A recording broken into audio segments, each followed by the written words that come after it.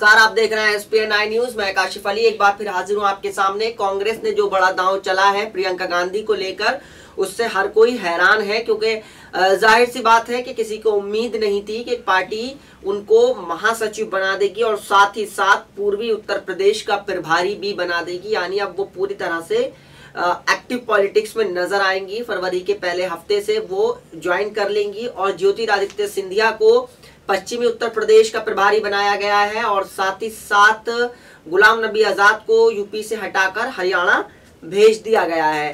तो साफ तौर पर कहा जा सकता है कि कांग्रेस का ये बड़ा दांव अलग तरीके का हो सकता है। फिलहाल इस बारे में राहुल गांधी ने क्या कहा है, पहले हम आपको राहुल गांधी की बातें सुनवाते हैं, फिर उसके बाद आगे हम बात करेंगे कि कहीं प्रियंका गांधी को निशाना, जिस तरीके राहुल गांधी कह रहे हैं कि उनका सिर्फ 2 महीने के लिए नहीं लाए हैं बल्कि एक मिशन के तहत लाए हैं, तो कहीं मिशन 2022 का यूपी तो नहीं। चलिए पहले राहुल गांधी को सुन लेते हैं। प्रियंका को और ज्योतिरादित्य को मिशन दिया है कि उत्तर प्रदेश में कांग्रेस पार्टी की जो सच्ची विचारधारा है, गरीबों की विचारधारा, कमजोर लोगों की विचारधारा, सबको लेकर आगे बढ़ने की, विकास की विचारधारा, उसके लिए लड़ना है। और मुझ में पूरा भरोसा है कि प्रियंका और ज्योतिरादित्य काम करेंगे, भैया काम करेंगे, और जो उत्तर प्रदेश को चाहिए, जो उत्तर प्रदेश के युवा को चाहिए, वो कांग्रेस पार्टी दे सकती है। अब देखिए, अब सुनिए, अब देखिए, मैंने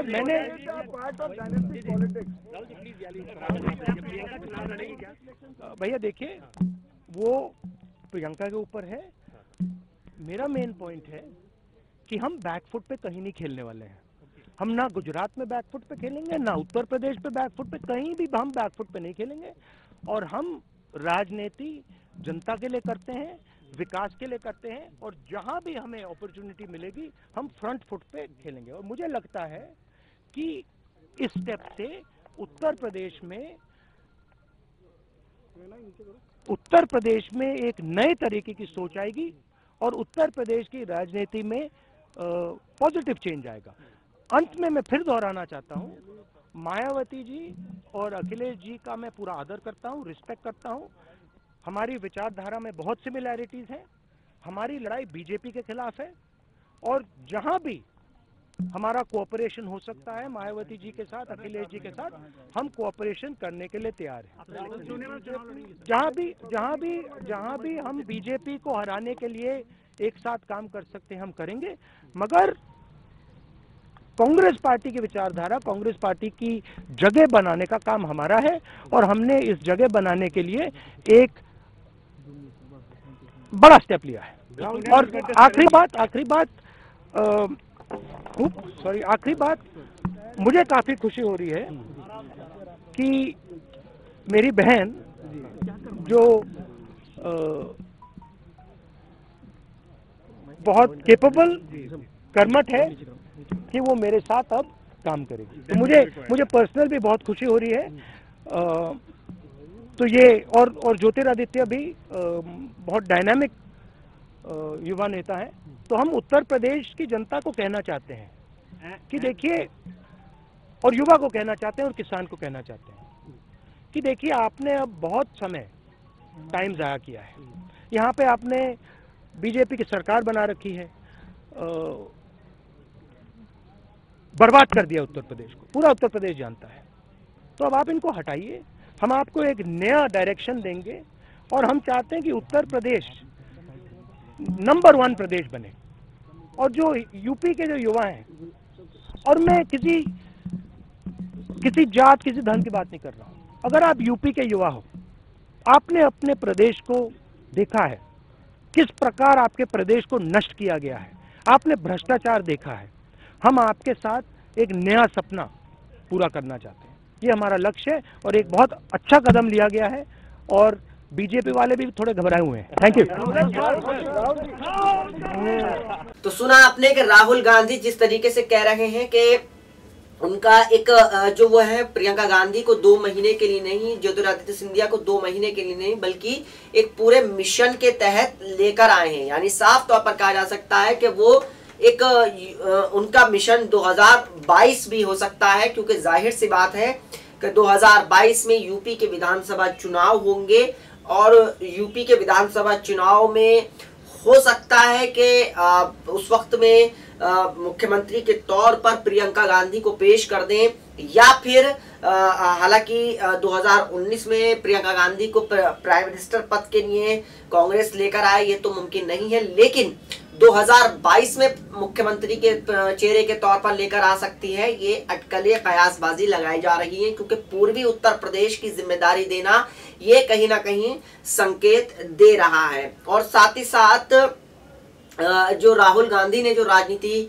चली है, चाल चली है, इसमें पूरी तरह से घिरते हुए नजर आ रहे हैं। बीजेपी, अमित शाह पूरी तरह से घिरे हुए नजर आ रहे हैं। और सबसे बड़ी बात यही है कि जिस तरीके की चीजें सामने आ रही हैं और जिस तरीके की चीजें हो रही हैं, उससे लग रहा है कि राहुल गांधी और कांग्रेस पार्टी में एक नई संचार आए है। और साथ ही साथ ज्योतिरादित्य सिंधिया, जो मध्य प्रदेश के एक प्रबल दावेदार थे मुख्यमंत्री के तौर पर, लेकिन बाद में कमलनाथ को बना दिया गया। लेकिन फिलहाल तो ज्योतिरादित्य सिंधिया को जिस तरीके से पश्चिमी छोड़ दिया गया है, वो भी एक बड़ी जिम्मेदारी दी गई है, क्योंकि एक छोर पर प्रियंका गांधी होंगी तो एक छोर पर ज्योतिरादित्य सिंधिया होंगे।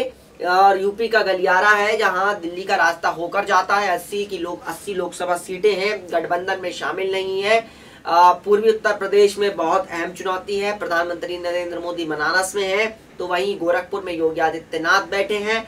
और 5 प्रधानमंत्री दिए हैं पूर्वी उत्तर प्रदेश ने, तो जाहिर सी बात है कि पूर्वी उत्तर प्रदेश एक बड़ा चैलेंजिंग हो सकता है प्रियंका गांधी के लिए। अब प्रियंका गांधी को लेकर भी ये बात कही जा रही है कि प्रियंका गांधी चुनाव लड़ेंगी या नहीं लड़ेंगी। प्रियंका गांधी जो है वो आने वाले वक्त में चुनाव लड़ सकती हैं, रायबरेली से लड़ सकती हैं, क्योंकि रायबरेली पर सोनिया गांधी वहां से चुनाव लड़ती हैं, लेकिन सोनिया गांधी फिलहाल वो सीट छोड़ सकती हैं। तो ऐसे में अटकलें लगाई जा रही हैं कि प्रियंका गांधी वहां से चुनाव लड़ सकती हैं। लेकिन अभी तक जब राहुल गांधी से इस बारे में, जैसा भी आपने सुना कि राहुल गांधी ने इस बात को कहा कि फैसला प्रियंका को करना है कि वो चुनाव लड़ेंगी या नहीं। फिलहाल प्रियंका गांधी विदेश में है और प्रियंका गांधी ने अभी इस बारे में कोई भी उनकी तरफ से बयान नहीं आया है।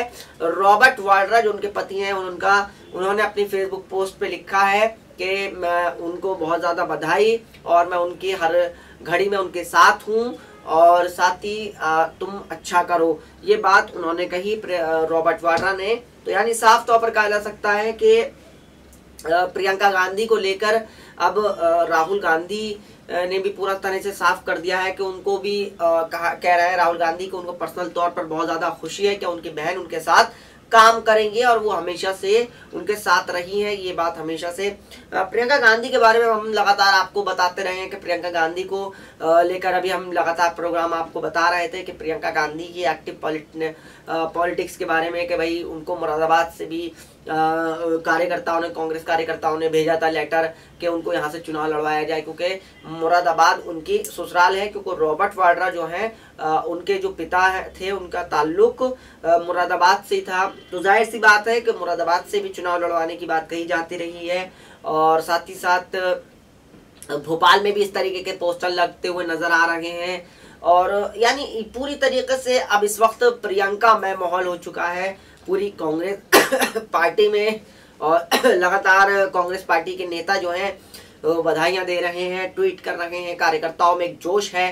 क्योंकि 2019 का चुनाव में लग रहा था, क्योंकि जब राहुल गांधी ने 2019 लोकसभा चुनाव यूपी में 80 सीटों पर अकेले लड़ने का फैसला किया था, तो उससे लग रहा था, बिल्कुल साफ लग रहा था कि वो कोई बड़ा धमाका करेंगे, बड़ा धमाल करेंगे। और वो साफ हुआ, क्योंकि उन्होंने प्रियंका गांधी को चुनाव मैदान में उतार दिया। और मैदान में उतारा मतलब हमारा कहने का तात्पर्य यह है कि उनको एक्टिव पॉलिटिक्स में उतार दिया, राजनीति के अखाड़े में उतार दिया। और अब जाहिर सी बात है कि अब प्रियंका गांधी के हाथ में बड़ी जिम्मेदारी है, उनको कई तरीके से प्रूव करना है। लगातार ये कहा जाता रहा है कि उनकी छवि जो है वो इंदिरा गांधी में मिलती है और उनका जो व्यक्तित्व है इंदिरा गांधी, यहाँ तक कि उनके बारे में ये कहा जाता है जो वरिष्ठ पत्रकार लोग हैं, जो वरिष्ठ लोग हैं, जो राजनीतिकार हैं जो पैनी निगाह रखते हैं, उनका साफ तौर पर कहना है कि वो इंदिरा गांधी से भी एक बेहतर ओरेटर हैं और एक बेहतर वक्ता रखती हैं, बोलती हैं, बेहतर बोलती हैं। क्योंकि जब एक रैली में हमें याद है जब उन्होंने बोला था कि साफ तौर पर कि किस तरीके से उन्होंने एक बात बोली थी जिसके बाद से पूरा चुनाव पलट गया। उन्होंने बोला था कि आप उनको वोट देंगे जिन्होंने मेरे पिता को पीठ में छुरी भोंकी है।